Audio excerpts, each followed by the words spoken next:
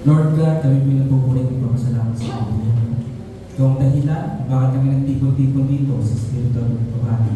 Dalangin namin sa mga oras ito, ikaw ang gumabay sa bawat isa, ang iyong banal na Espiritu ay samahan kami sa mga oras ito. Puspusin mo ang bawat isa, Espiritu at Pagpapahali. Sa gayon ay buo namin maunawaan yung mga salita mo na gusto mong paunawa sa bawat isa. Bigyan mo kami ng kakayahan para maunawaan ka. Bigyan mo kami ng puso para sumunod sa katotohanan na pinapangalanan mo. Ito po kami sa magdalangin sa pangalan ng Panginoong Yesus. Amen. Our sovereign God. We know, alam natin yan. We know it as a fact. Na ang Diyos natin is sovereign. But from time to time, I think, siguro, dala na rin ng panahon, naniniwala tayo that our God is sovereign, but at the same time, we forget that our God is sovereign. Naniniwala tayo na ang ating Diyos ay sovereign, but at the same time, we believe sa mga turo that contradicts the sovereignty of our Lord. Alam natin kung gaano sovereign ang Panginoon, pero at the same time, parang tila nakalimutan natin at napapaniwala tayo sa mga katuruan that actually undermines how sovereign our God is. Last week, pinag-usapan natin yung sovereignty ng Panginoon on our salvation.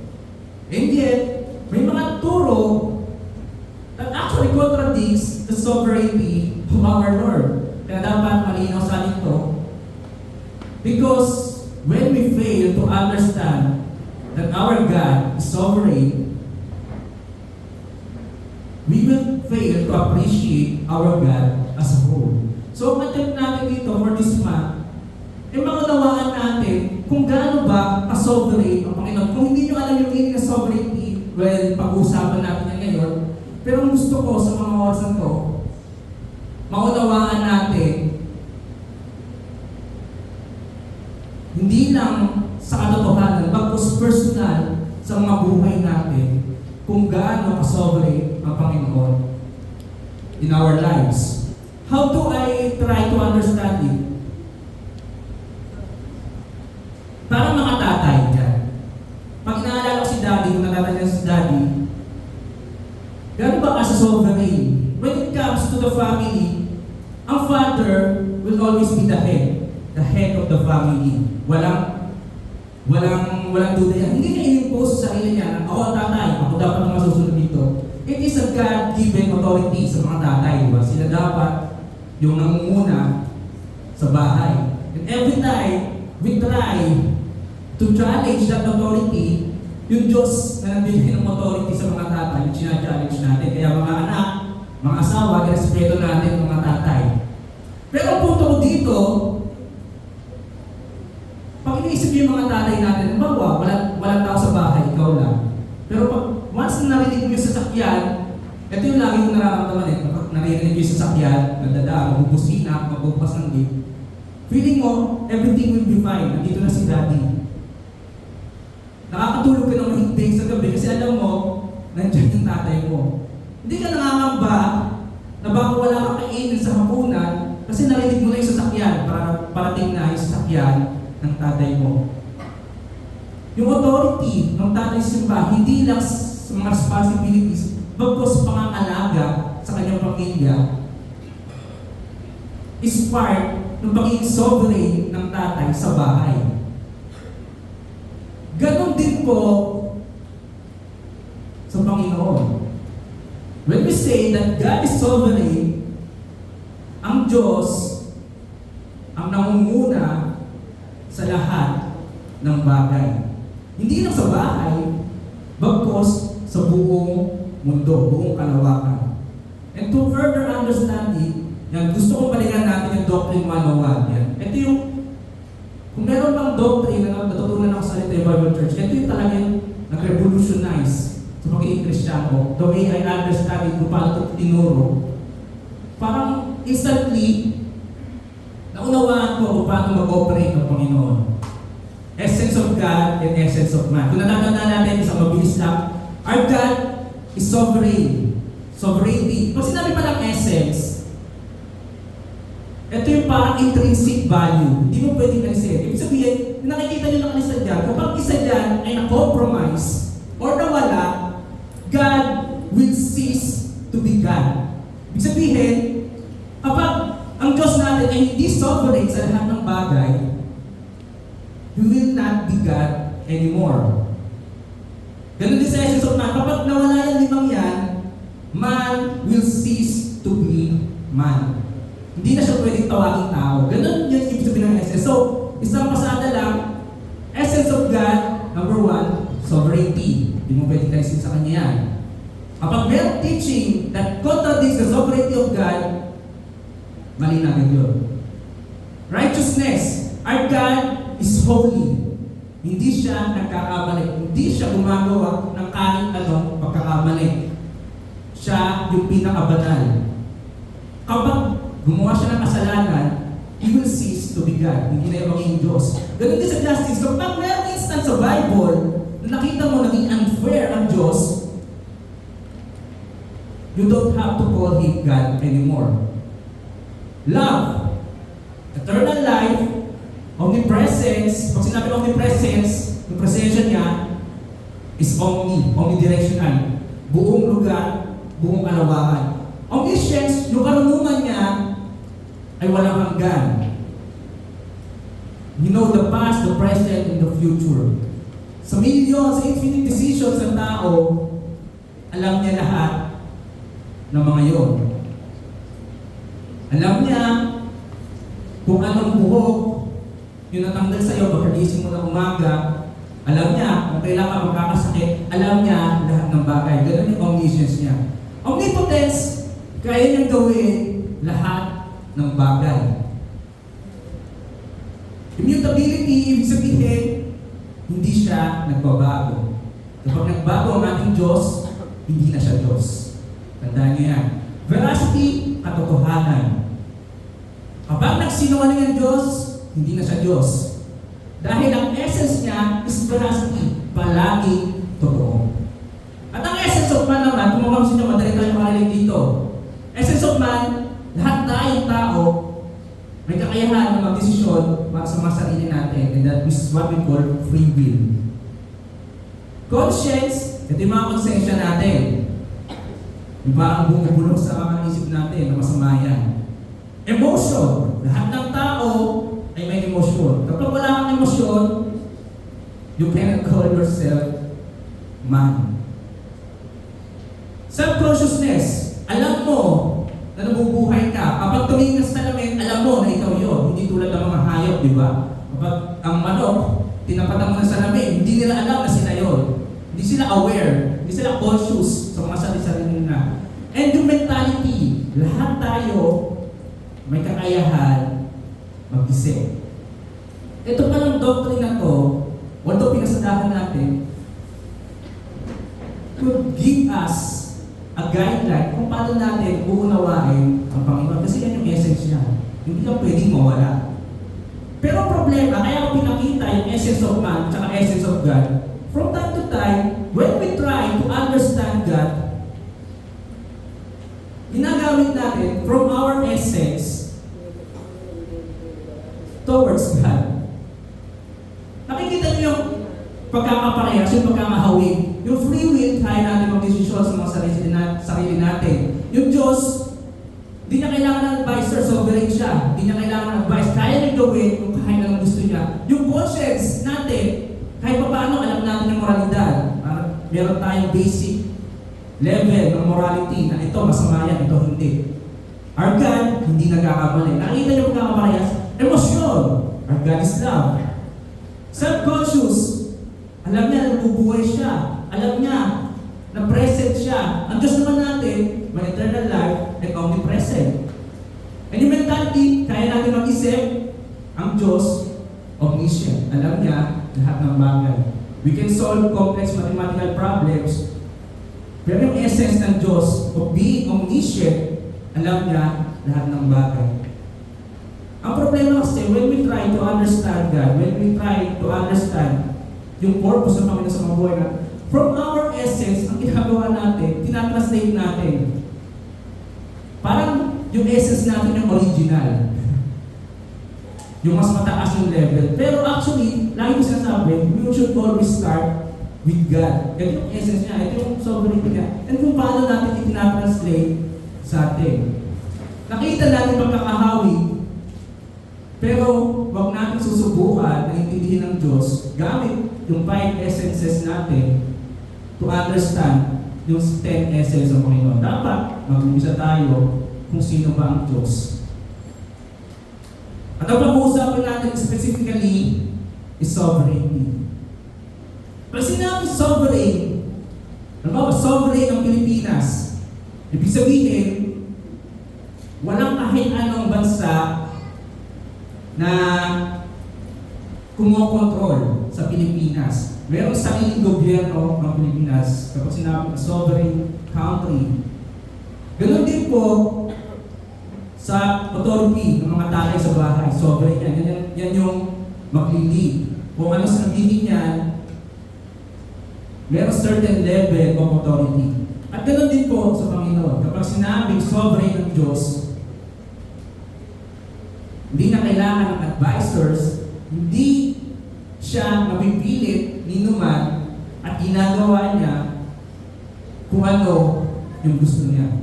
Basahin natin Psalms 135 verse 6. Whatever I please, I do. In heaven and on earth, in the seas and all deeps. Kung ano ang will niya, kung ano ang gusto niya, ginagawa niya. Yun po ang ating Panginoon. Sa Ephesians 1:11 naman po, sa New Testament, I work all things according to the counsel of my will. Pag sinabing all things, paano natin ito iniintindi? Down from the smallest of atoms up to the biggest of the stars, lahat po yan ay under sa mga kamay ng ating Panginoon.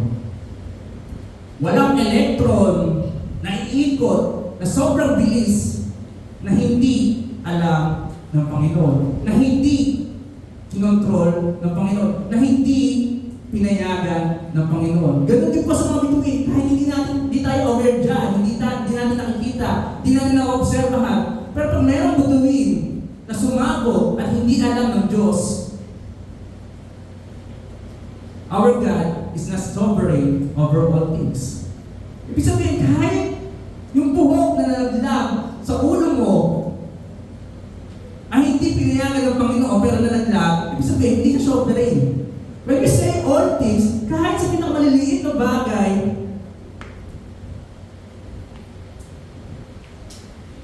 inordain yan ng Panginoon. Lahat ng bagay?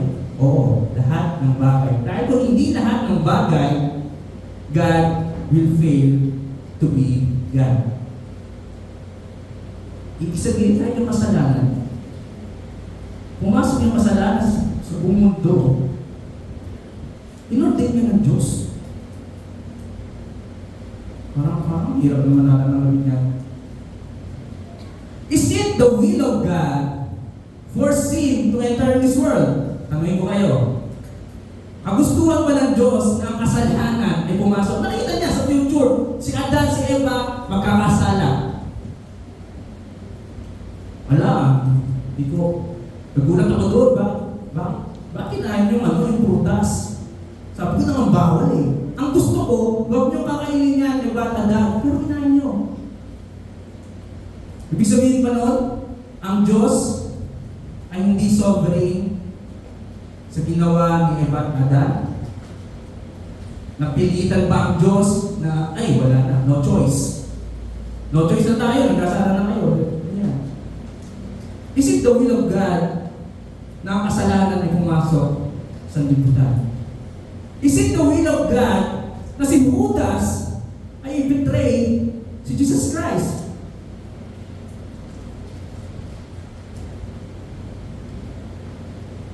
Is it the will of God that many people dies because of COVID? Ang dami namatay sa COVID. Talagang masakit no? Ang dami. Yun ba yung gustuhan ng Diyos? Bakit inalaw yun? Akala ko ba ang Diyos ay Diyos ng compassion? Pero ang daming innocent na mamatay. Even Christians na mamatay sa COVID, di ba? Is it the will of God that people would go to hell? Kung omnipotent, kaya gawin ng Diyos ang lahat ng bagay, ibig sabihin, kaya niyang iligtas ang lahat ng tao. Pero, bakit may pumupunta sa impyerno? Ito ba yung magustuhan ng Diyos? Is it the will of God that babies and innocent people dies in the Palestinian war? Ang daming gera ngayon. Yung iba, binobomba yung ospital. Mga bata, mga innocent tao, namamatay. Walang kalabang-labang sa Russia, sa Israel, sa anong bahan ng lugar. Inordain ba yan ng Diyos? Hinayaan ba yan ng Diyos? Diyos ba yun lang talaga ng mga ganong senaryo? Is it the will of God that people suffer?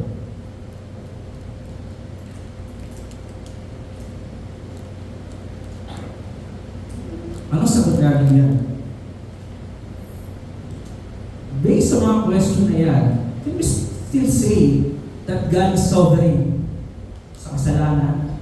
Siya nag-permit niyan. Siya ang nag-permit ng mga gera. Siya ang nag-permit ng COVID. Siya ang nag-aalaw ng mga paghihirap dito. Kasi sinasabi natin that God is sovereign.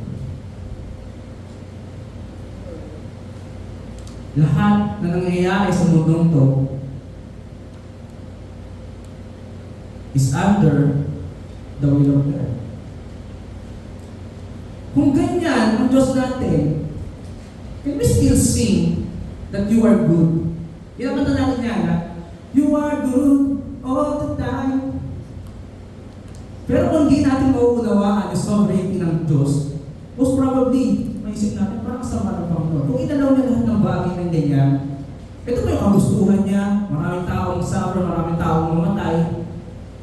Masama ang mundo. And we believe that He controls everything. Hawak niya lahat ng bagay.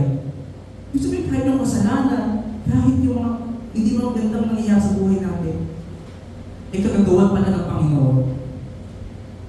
Can we say with all our hearts that God is good? Kung hindi natin pagpapakusan to, hindi natin iunawain kung paano nangyari itong mga ganitong bagay, definitely, mag-waver yung pananampalataya natin. We should find another Jesus Christ kung napakasama naman pala ng Diyos natin. Pero kaya natin pinag-uusapan to, kaya natin binibigyan ng marin ang focus para ma-settle natin sa mga puso natin. And for us to trust in God more. That He is sovereign at the same time, He is still good sa lahat ng oras. He never commits sin, He never does evil. Yun yung gusto natin ipakita dito. Yes, God is good. All the time. In the midst of war, in the midst of earthquakes, mga bagyo. Hindi na pwede magkaroon ng bagyo, magkaroon ng lindol na hindi inalaw ng Panginoon.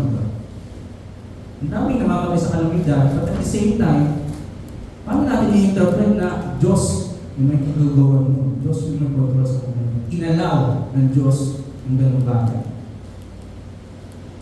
So balikan natin yung Israel, yung nasa Egypt pa. Papakita ko sa inyo, mayroong paradox of the two wills of our Lord. Mayroong dalawang will ang Panginoon. Baka isipin natin, ang Diyos natin bipolar, o kaya baka mamaya isipin natin, nag-aaway ang Diyos Ama at Diyos Espiritu, at saka Diyos Anak. Kaya makakaiba yung will. Kaya ang daming will. Ito nga, dalawa yung pag-uusapan natin. Gusto ko ipakita sa inyo na hindi dapat natin i-interpret ang Diyos one-dimensionally.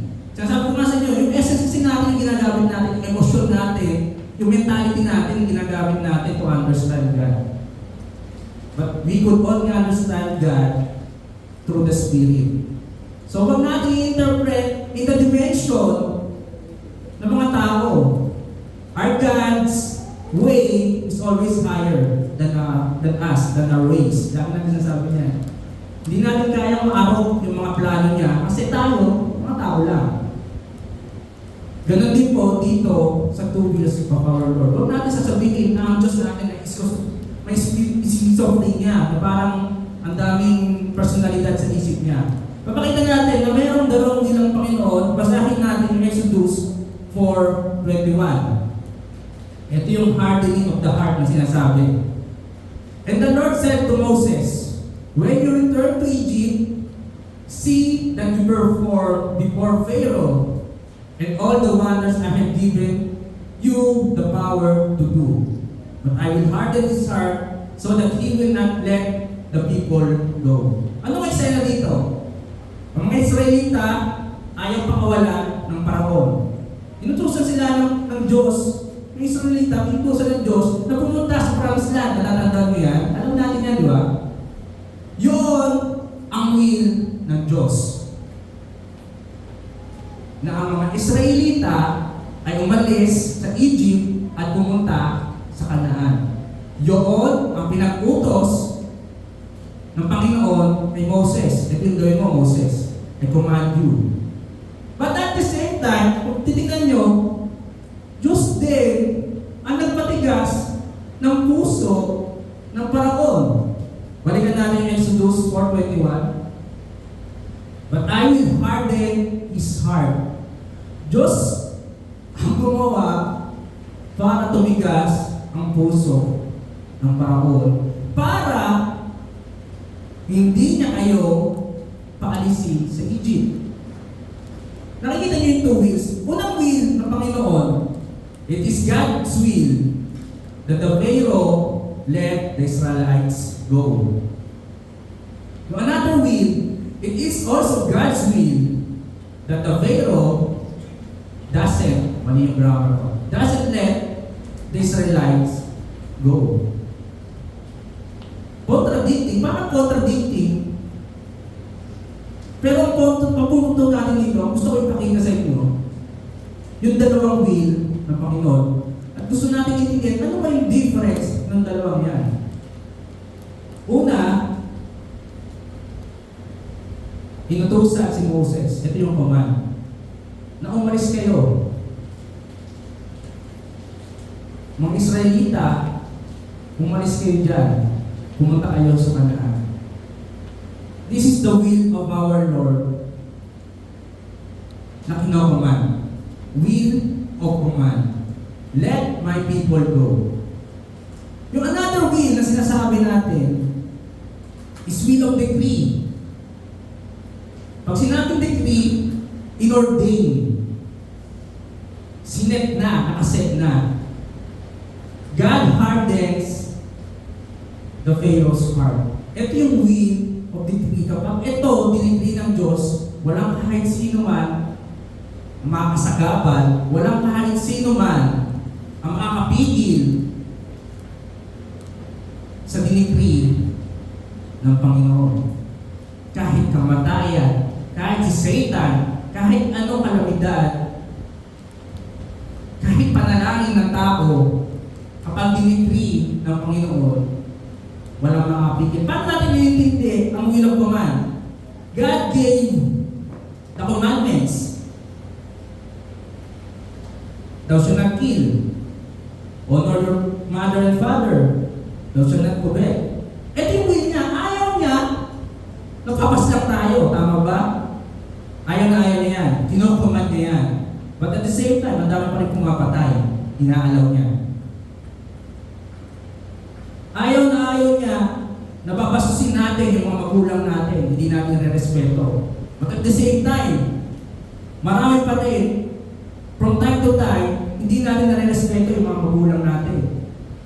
Ang will ng Panginoon, respeto natin yung mga magulang natin. I-honor natin. Pero, nangyayari yung kabaligtaran, tama ba? Thou shalt not covet. Thou shalt not use the name of God in vain. Pero palagi nangyayari, ginagawang joke time, ginagawang kalokohan, yung pangalan ng Panginoon. Yun yung will ng Panginoon. Binigay niya ang utusan para maunawaan natin. Ito rin yung tinatawag na revealed will ng Panginoon. Ito yung reveal ng Panginoon. Ito yung mga ayaw ko. Ito yung mga gusto ko.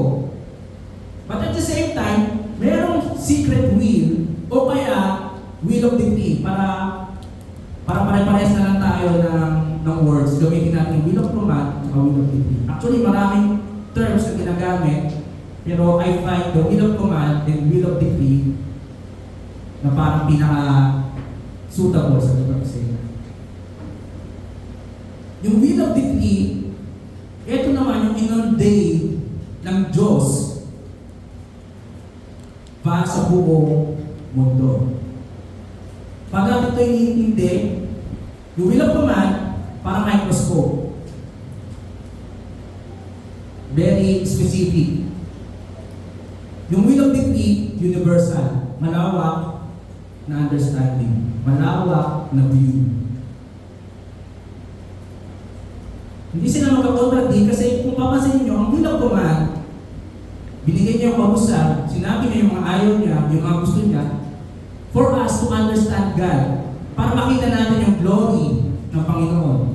Ang will of decree, from time to time, we suffer, from time to time, nagkakasala tayo, inaalaw yan, pinapermit ng Panginoon.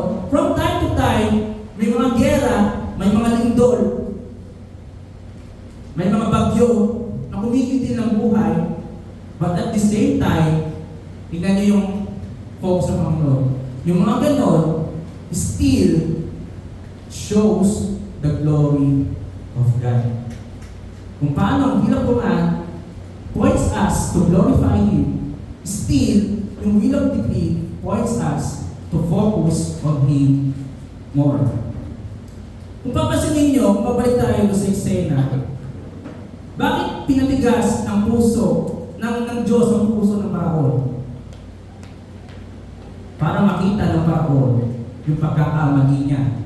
Kasi malaking tanong niya, bakit mo papatigasin ang puso ng Paraon kung gusto mo naman pala na mga Israelita yung makalabas sa Egypt, makapunta ng Canaan? Dapat nga binago mo na lang yung puso ng Paraon. Kasi kaya niyo gawin yun. He's sovereign over all things, kahit sa puso ng mga tao. Kaya nga tayo, kahit tayo masasama, hostile towards God, we are able to change. Because God is sovereign sa mga nilikha niya. Kaya nagagawa natin magbago, diba? So why? Diba? Kung ito pala yung will mo, sana pinadalhin mo na lang lahat. Pwede mo na magpatayin din yung Paraon para wala ng problema. Why?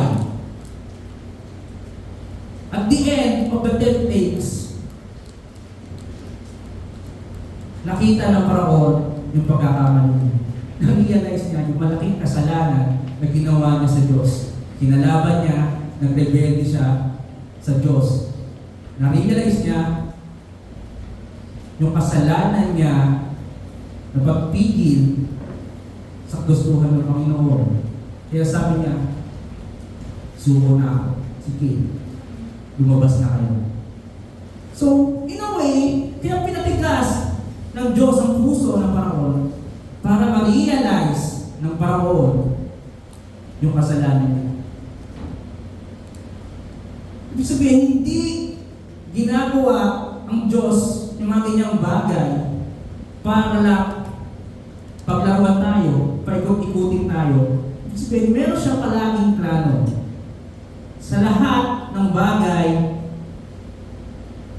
na nangyayari sa mundo, we should always trust that our God is sovereign.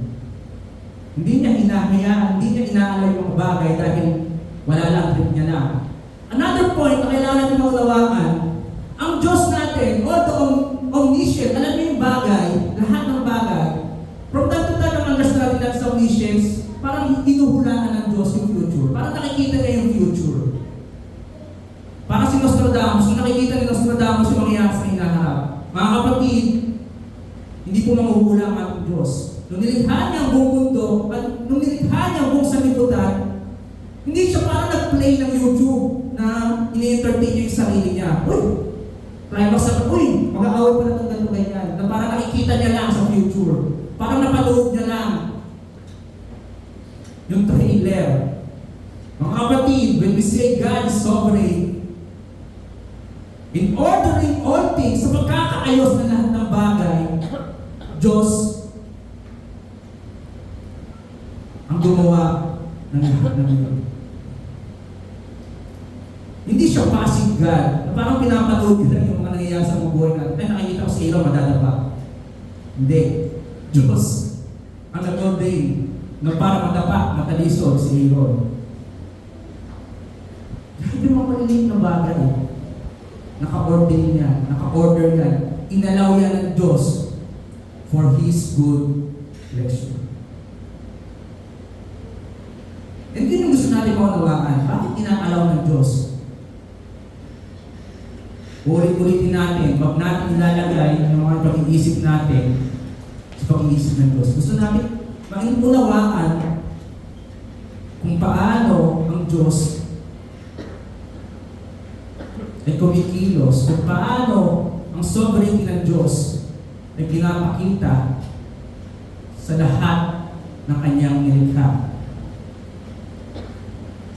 Another reason, titingnan nyo itong Romans 11:25. Hardening ulit yung ginamit na word.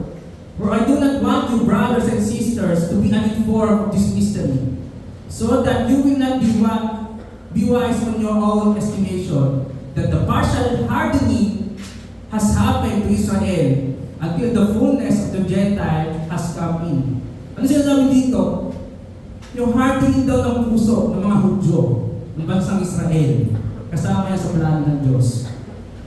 Para maipasok ang mga hintil. Sino yung mga hintil? Tayo yun. Mga hindi Hudyo. Ibig sabihin pala, kung hindi pinatigas ng Diyos ang puso ng mga Israelita, we will never be able to experience God's mercy. Yung mga hindi Hudyo. Pinatigas, partial hardening. Pag sinabing hardening, paano natin i-interpret? Disobedience, pinakamabilis na salita. Ang mga Hudyo, disobey God. Wala yung puso nila sa Panginoon. Matigas ang puso nila sa kagustuhan ng Panginoon. And yung reason daw doon, sinasabi ni Apostol Pablo, kung paano iniintindi ni Apostol Pablo yung dalawang will ng Panginoon. Para daw, ma-experience din natin yung mercy. Kung ayaw ng Hudyo, bibigay ko sa hindi. Bibigay niya daw sa atin, sa mga hindi Hudyo. Romans 11:31, ito rin, para mas malinaw. So these also now have been disobedient, that because of the mercy shown to you, that they also may now be shown mercy. Kaya kanina, partial hardening lang, kasi ngayon, that the Gentile nation experience God's mercy, gusto naman ipakita ng Diyos yung mercy niya sa Gentile, at makita daw ito ng mga Hudyo para ma-realize ulit nila yung ganda ng mercy ng Panginoon. Nakikita niyo kung gaano ka-complex yung plano ng Panginoon. Pinatigas ang puso ng mga Hudyo so that the Gentile nation would experience God's mercy. Ngayon, pinakita ng Diyos yung mercy niya sa mga Gentile nation at nakita yung mga Hudyo, magbabalik naman yung mga Hudyo towards glorifying God.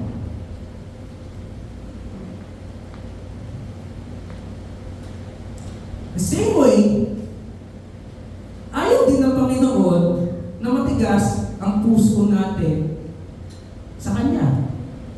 Ba't ganon? Pinapatigas ng Diyos ang puso ng Paraon, ng mga Hudyo, pero pinag-uutos niya na huwag matigas ang puso nyo. Hebrews 3:8, do not harden your hearts, as when they provoke me, as on the day of trial in the wilderness. Siguro by this time, madali na natin unawain. Kinocommand yan. Ito yung will of command ng Panginoon. Do not harden your hearts. Yan yung gusto niya.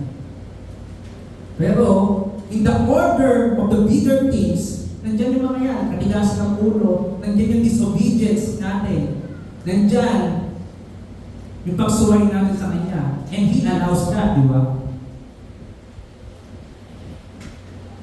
Sin itself is rampant sa mundo to. Gusto niyo ba mas makapangyarihan ng kasalanan kaysa sa ating Panginoon? Let me tell you something. Our God is sovereign over sin. Ayaw na ayaw ng Diyos ang kasalanan. It will never change. But at the same time, nakikita natin ang kasalanan. Kung mamatay ang tao, gera, masama yan. Daming namamatay, mga inosente, masama yan. Marami pa rin nagsisinungaling, marami pa rin suwail sa gusto ng Panginoon. Ano natin iintindihin ito?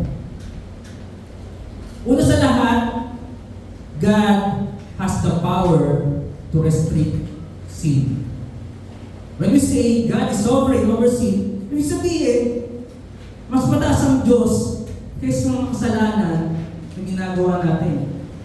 Kaya niyang pigilan ang pagkakasala ng mga tao. Kaya niyang pigilan si Adolf Hitler na gumawa ng karumal-dumal ng kasalanan. Because God is sovereign over Hitler, God is sovereign over the sin na pwede gawin ni Hitler. Nakita niya na yan. But He allows that. He allowed that. Yan yung history natin. Bakit?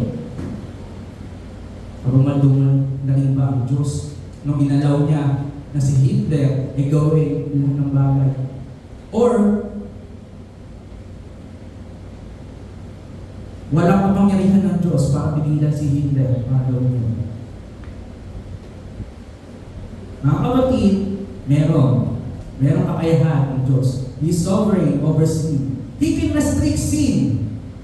When He does, kapag ginawa niya, it is will to do it. Ibig sabihin yung mga kasalanan na magagawa natin, yung pala, ay kayong pigilan ng Diyos dahil sovereign ng Diyos sa lahat ng bagay.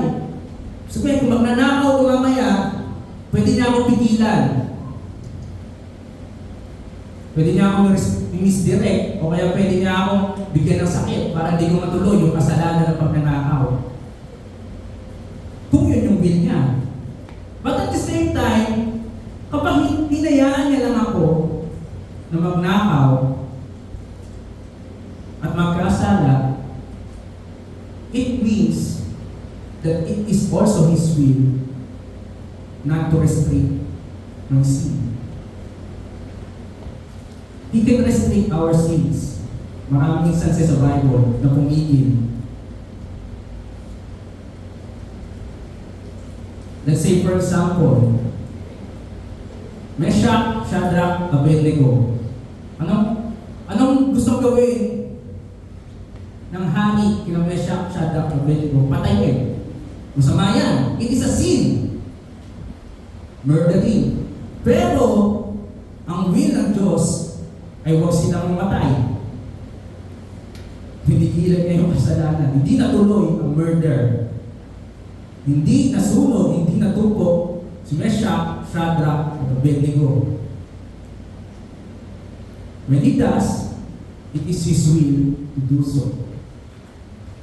Pero napakarami ng instances sa Bible na mga Kristiyano ay niluto ng buhay. Roman candles.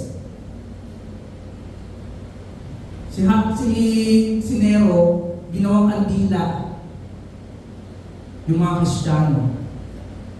Kaya ba pigilan ng Diyos si Nero? Of course, katulad ng ginawa kila Meshach, Shadrach, at Abednego na pwede hindi masunog yung mga tao. Pero, hindi yun yung will ng Diyos. Ang daming mga Kristiyano ang naging martir, namatay, nang walang kalaban-laban, pinakuluan, sinunog, pinatay. Bakit nangyari yun? Kasama sa will ng Diyos. Pero don't get this wrong, mga kapatid. Ibig sabihin ba, pag-allow ng Diyos sa kasalanan, sa pagpatay, sa mga gera, sa mga lindol, sa lahat ng bagay na hindi magaganda, does it make God an evil person? Kung masama ang Diyos, wala na. Hindi na natin siya kailangan tawagin Diyos kasi we fail to be righteous. Pero mga kapatid, God's involvement in sin is always righteous. And further, may papakita ko kung paano ginagamit ng Diyos ang kasalanan para ipakita yung maluwalhati niya. Pero gusto kong pakita sa inyo ito kay Joseph. Genesis 15:20, basahin natin. As for you, you meant evil against me, but God meant it for good in order to bring about this present result to keep many people alive. Ito mga kapatid ni Joseph, masama ang balak, kasalanan ang gustong gawin sa kapatid niya. Kay Joseph, binenta. They meant evil. Sinister yung motibo ng mga kapatid ni Joseph sa kanya. But God allowed it. Why? God meant it for good. Sinasabi ni Joseph, in order to bring his present result, kasi magkakaroon ng matinding tagputo. And para daw mangyari yun, inalaw ng Diyos ang kasalanan ng mga kapatid ni Joseph na mangyari kay Joseph to bring about this present result. So that maraming tao ang mailigtas sa pagdating ng tagputo. So kahit na kasalanan pala, ito yung maganda eh. Kahit itong kasalanan natin, of course, masama yan.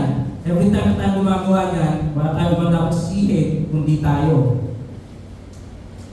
Pero God allowed it. Nangyayari pa rin.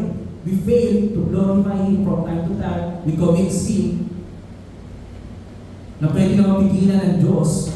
Pero inaalaw niya for what? Ultimately, for good.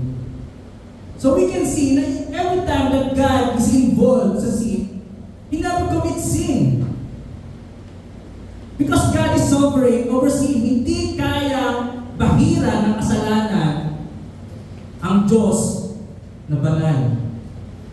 Kasi kapag nangyari yun, ang Diyos natin will never be sovereign anymore.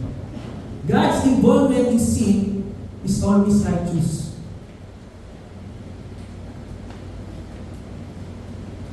So in order para mai-arrange ng Diyos yung kanyang napakabuting plano,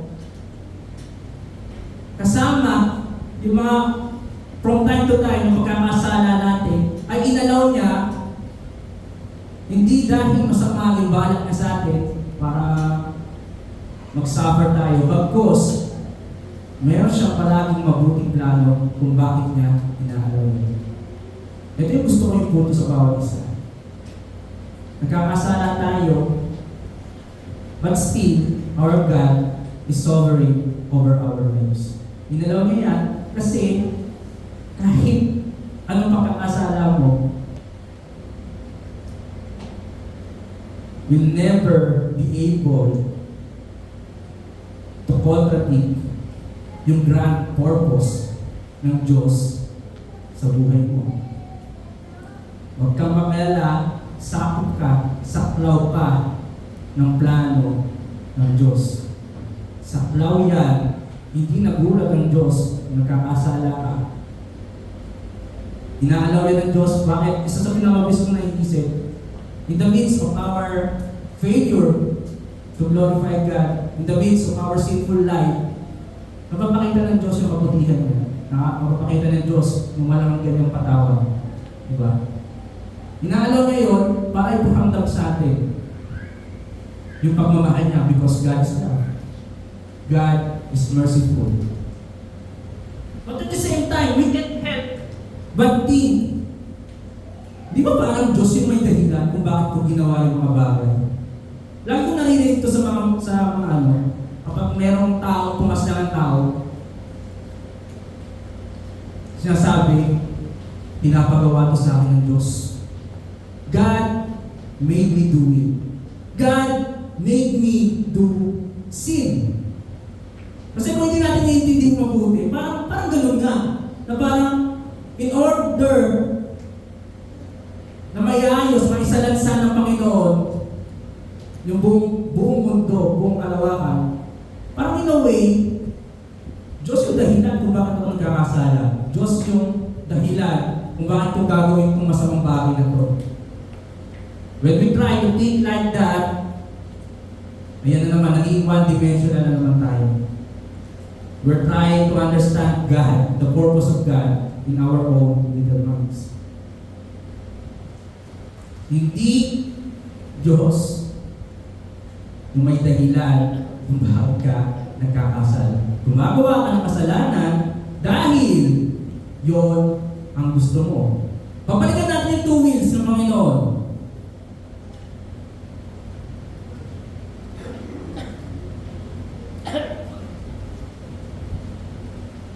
Unang will of command.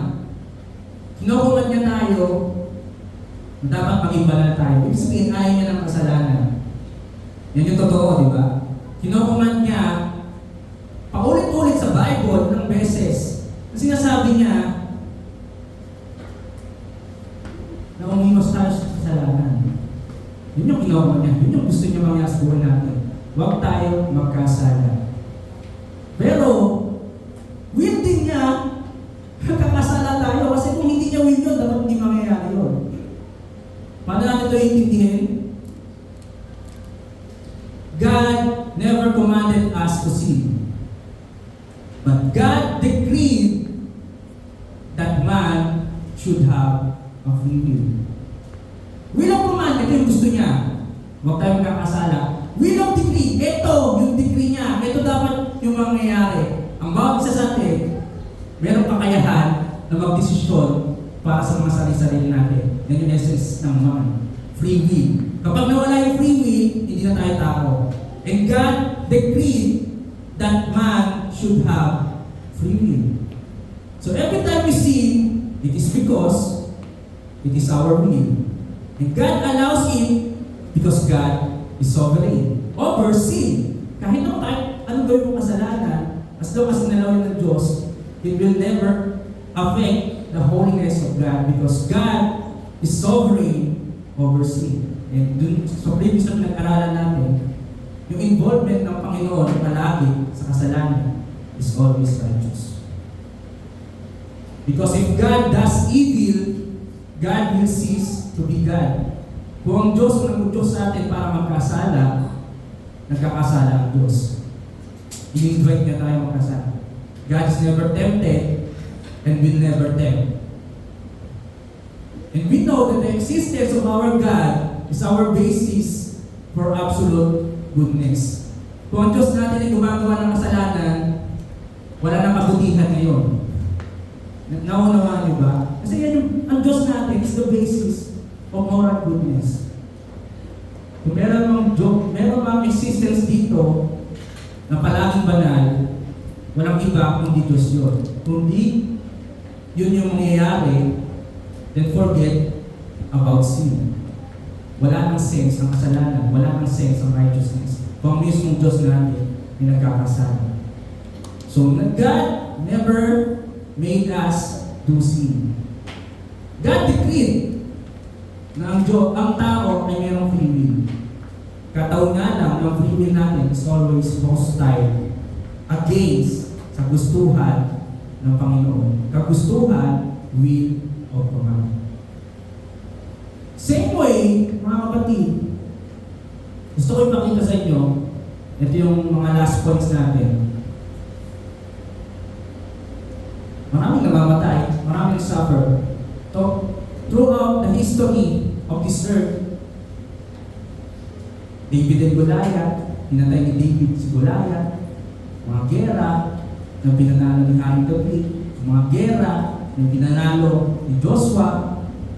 Ang dami namatay dyan. Ang dami.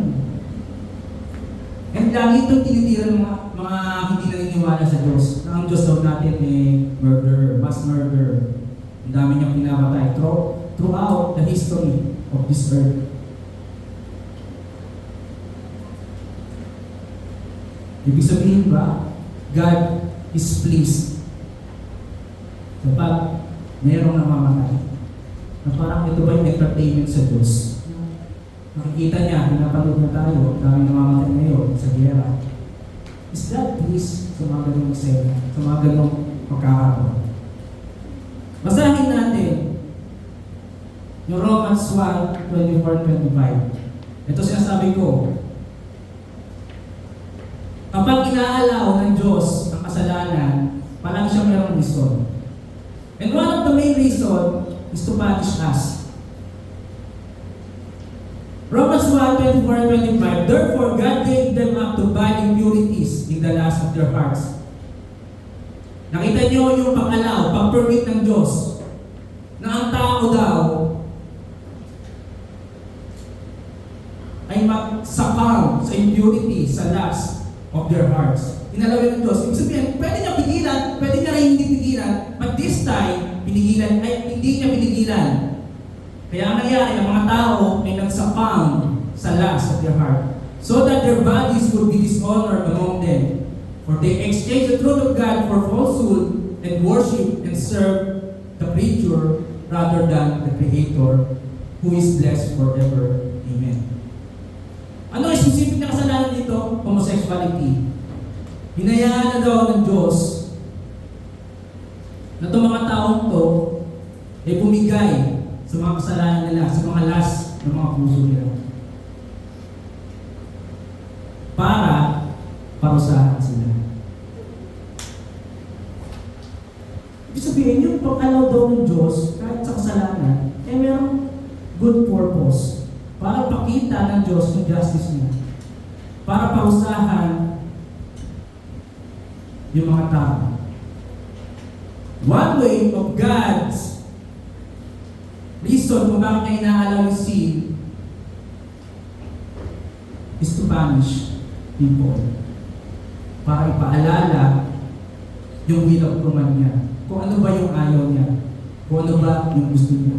So inaalaw niya na magpatuloy tayo sa kasalanan for us to realize na hindi yun yung gusto niya. The increasing evil in this world is part of God's purpose para ma-realize natin kung gaano tayo kalayo sa Kanya. Ginagamit din ng Diyos ang kasalanan not for evil purposes but for good purposes. Next question, is God pleased when the wicked dies? Ito nga, ang daming namamatay, daming pinapatay, masama, mabubuti. Pero pansinin niyo ulit yung dalawang will ng Panginoon. Ezekiel 18:23, do I take any pleasure in the death of the wicked? Declares the Lord God.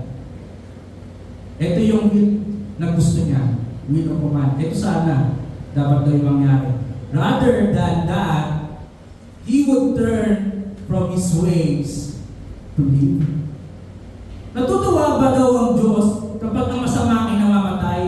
O mas gusto ng Diyos na itong taong itong masama na to ay magbago, mag-turn ng His way at mabuhay? Will of command, ayaw ng Diyos na ang masama ay mamamatay. Ang gusto niya, sana magbago ang mga masama. Deuteronomy 28:63, and it will come about that, just as the Lord rejoiced, nagsasaya over you to be good to you and make you numerous, so will the Lord rejoice over you to wipe you out and destroy you. And you will be torn away from the land which you are entering to process. What? Kung paano daw ang Diyos ay nagagalak kapag siya ay mabuti sa iyo, ganun din daw siya nagagalak when He wipes you out and destroy you. It is also His pleasure daw. Mahirap tanggapin, pero ito yung dinidecree ng Panginoon. Una, will of command, ayaw niya na mayroong masama na mamamatay, na hindi nagbabago, hindi nagre-repent. But at the same time, inaalaw niya yung destruction ng tao. Pine-permit niya yung pag-perish ng mga masama. He is pleased kapag nangyayari yun. He is rejoicing now. This is Deuteronomy 28:63. Every time na yung mga kaaway niya, nagagabi niya. Because He is glorified when He tramples His enemy. Yan yung nangyayari as a decree. Will of command, will of decree. Kung paano mangyayari ito? How does it make sense? Parang palaging magkakontradict yung mga kagustuhan ng Panginoon. Gusto ng Diyos ng lahat ng tao ay maligtas. Ayaw niya na mayroong isa man sa atin na mapapahamak kahit kailan. But at the same time, we know for a fact na mayroong mga tao pupunta sa impyerno at pili lang yung maliligtas. Akala ko pa gusto niya lahat maligtas. Diba? Namin pa sa impyerno. Bilang command, ito yung will na gusto niya mangyari. Na sana lahat ay maligtas. Pero, on the greater value of things, God is more pleased kapag hindi daw yun yung nangyari. Ibig sabihin, dalawang bagay palagi mga kapatid. Let's say, gusto ng Diyos lahat tayo maliligtas, lahat tayo mapupunta sa langit. Pero hindi yun yung mangyayari, di ba? May mapupunta sa impyerno, may mapupunta sa langit. Meron dalawang possible reason. Una, meron another power na pumipigil sa Diyos para mangyari yun. That frustrates God para mapigilan na maligtas ang lahat ng tao. Hindi yun yung totoo, siyempre. Kasi kung merong another higher power na makakapigil sa Diyos para iligtas ang lahat, then, yun yung tunay na Diyos. Yun yung nakakapigil sa Diyos natin. Or another reason, kung bakit hindi nangyari na maliligtas ang lahat, meron siya far better plan for that. Gusto niya na lahat na maligtas, pero hindi yun yung nagaganap because meron siya far greater reason kung bakit hindi yun yung nangyari. And that translate sa lahat ng bagay. Ayaw niya na meron nahihirapan. I wholeheartedly agree sa ganon. Ayaw niya na merong mamamatay na innocent na tao. Ayaw niya na merong masama na mamamatay. Gusto niya, magbago yan. Ayaw niya, yung mga gera. Totoo yan. Ayaw niya na may magkakasakit sa atin. Totoo yan. Ayaw niya na tayo lahat ay nahihirapan. Kaya malilikha yung langit para doon, walang suffering. But it still happens, di ba? Because He has far greater purpose. Kaya niya inaalaw yun. It is an evil thing that Jesus Christ was crucified. Napakasamang bagay niya na yung Diyos natin ay mapako sa krus. But yet, it is a good thing that crucifying Jesus Christ come to pass. Alam natin yung unfairness na ginawa sa trial ni Jesus Christ. Masama yan. Kasalanan yan. Evil thing yan, mga kapatid. And yet, it happened because God allowed si Pilato, si Judas, yung mga taong nagsisigaw na crucify, binalaw yan ng Diyos kahit masama for His good purpose. Ang purpose niya, may pako si Kristo. Para tayo ay magkaroon ng buhay na walang hanggan. Nakikita niyo mga kapatid, hindi tayo pigilan ng mga masamang bagay ang plano ng Panginoon. Kahit pinakamasama, kahit Satanas, sumusunod This is an evil thing na pinatay nila si Jesus Christ, inosente. Kung meron ng tao na pinaka hindi deserving ng pako sa krus, that would be Jesus Christ. And it is utterly, truly evil na pinako natin si Kristo sa krus. But at the same time, God allowed it because He has far greater reason kung bakit niya nalaw yun. So that salvation may come to us through the crucifying of our Lord. And that translates sa lahat ng mga bagay. We suffer. Bakit inalaw ng Panginoon yan? Meron siyang hindi plano para sa suffering. Bumabagsak ka sa exam, hindi ka nakatalo sa trabaho. Bakit inalaw yan ng Panginoon? He has all the power to make you successful, maging mayaman ka. Pero bakit inalaw ng Panginoon? Meron siyang mas magandang plano. He has far greater purpose in your life. One of the reasons, syempre, para maging humble tayo, para hindi tayo maging dependent sa pera. Pero kung gagawin natin sovereignty ng Panginoon in a way na kung paano niya gusto na maunawaan natin siya, mas makikita natin yung plano niya. Inaalaw ko yung mga ganyan dahil meron akong plano. Plano na palaging mabuti.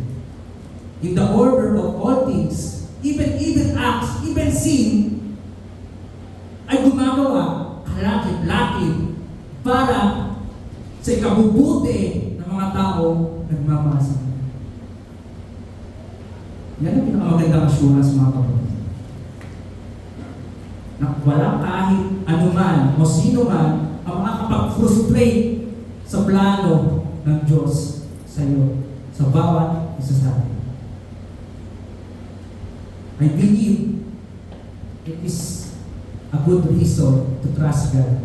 If we know na lahat na nangyayari, kahit masama, kahit mabuti, ay inaalaw niya dahil meron siyang mas mabigat na reason, mas madali nang magtiwala. Bakit ka nagkakasakit? Bakit niya inaalaw na upo? Diba?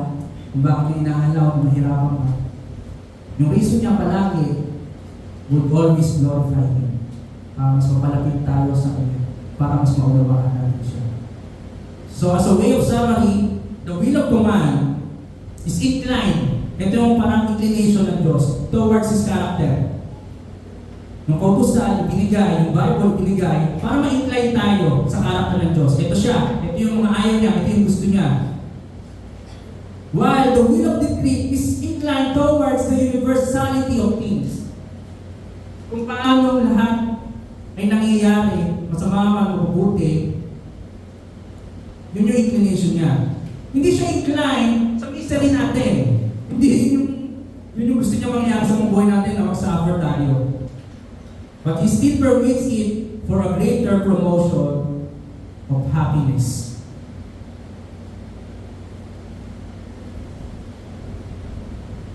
He is inclined, when God decrees it, merong far greater reason, a universal reason, a universal view of things na hindi natin kaya gawin kasi tayo mga tao lamang. Pero God sees it universally na mas malaking view. At kaya nangyayari yun kasi hindi natin nakuunawaan, pero may purpose yun. We could name a few, pero we could never name them all. Diyos lang nakaunawa kung bakit niya inaalaw yung mga ganyan. At ang purpose niya palagi ay hindi para mag-suffer ang tao dahil ayaw niya. Pero inaalaw niya for a greater promotion of happiness towards them. Dalawang will, but at the same time, isa yung agenda palagi ng Diyos to glorify God. God is glorified when we try to obey His commands because napapalapit tayo sa image niya. God is also glorified sa will of decree niya, kaya kanya inaalaw. Kahit yung mga miseries, kahit yung mga masasakit na nangyayari, kahit nagkakasala tayo. Because yung plano niya, after that, would be repentance, di ba? Would be forgiveness. Would be our testimony para makakita natin ng Diyos ay palagi mabuti. I hope kahit kung paano naiintindihan natin yung sovereignty ng Diyos. Alam ko, may kilang to, pero marami pa mas magaling na magtuturo sa akin yan. Pwede mo sa YouTube kung may hindi maintindihan. Pero ang gusto ko talagang paunawa dito, we could trust them. Mga hindi maganda nangyayari sa mundo, COVID, etc., mga gera, namamatay mga mahal natin sa buhay, nagkakasala tayo. Pero hindi nagulat ang Diyos yan. In fact, He permit it. Because yung involvement palagi ng Diyos sa mga buhay natin is always good. Bumabagsak tayo, we fail, hindi tayo tapos trabaho, yung mga business natin na lulugi, inaalaw yung Diyos. God permitted it. Kasi meron siyang gusto ituro sa atin. Meron siyang gusto ipakita sa atin. And He always wants us to redirect our point towards greater happiness. Yung happiness na makikita natin that our Lord, our God, is good. Our God is always in control sa lahat ng mga buhay natin. In control sa mga hayop, sa mga klima, sa weather, sa mga sakit, kahit sa kasalanan, kahit sa mga bansa na hindi nagre-respeto sa Diyos. Lahat ng yan is ordained all for His glory. Sana maunawaan natin. Let us pray. Lord God, kami pinapupuri ng mga pasalamat sa kabutihan mo. Mahirap na maarok ang karunungan mo, Panginoon. Pero kami ay nananalig na ang lahat ng bagay na nangyayari ayon sa kagustuhan mo. Masama man o mabuti. And ultimately, ayaw mo na kami ay maging miserable. We fail and you allow it because you want us to focus on you. You are sovereign over all things, Panginoon, sa mga buhay namin, sa mga nangyayari sa mundo, sa mga sakit, sa mga katutungan. At alam namin, Ikaw, Diyos, ang higit na nalulungkot pag nakikita mo. Because you are God of love. We also know, Panginoon, mayroon kang plano sa mga ganitong pagkakaroon. Kaya bigyan mo kami ng kakayahan to trust you more. Bigyan mo kami ng pananampalataya na patuloy na magtiwala sa plano mo. Bigyan mo kami ng confidence na patuloy na lakaran yung buhay na ipinagubutos mo sa bawat isa. Hindi kami mangangamba kahit ano mangyari sa amin. Kahit kamatayan is under your power, Lord. Nawa ito yung maging confidence namin that you are sovereign over all things. Lahat ng bagay na nangyayari ayon sa iyong plan. Kasama ng pagpunta. And help us, God, to trust you. Panginoon, dalangin namin ang Bible Church. Patuloy mong pagpalain ang bawat tao na nandito ngayon. Gayun din sa mga kapatid namin na nanonood. Bigyan mo kami ng kakayahan para mawawala. Para patuloy na magtiwala sa kabutihan mo. Sa gayon, makita mo ang bawat isa na sumasamba, nagpupuri sa pangalan ng aming Diyos. Ito po ang aming samot dalangin sa pangalan ng Panginoon Jesus. Amen.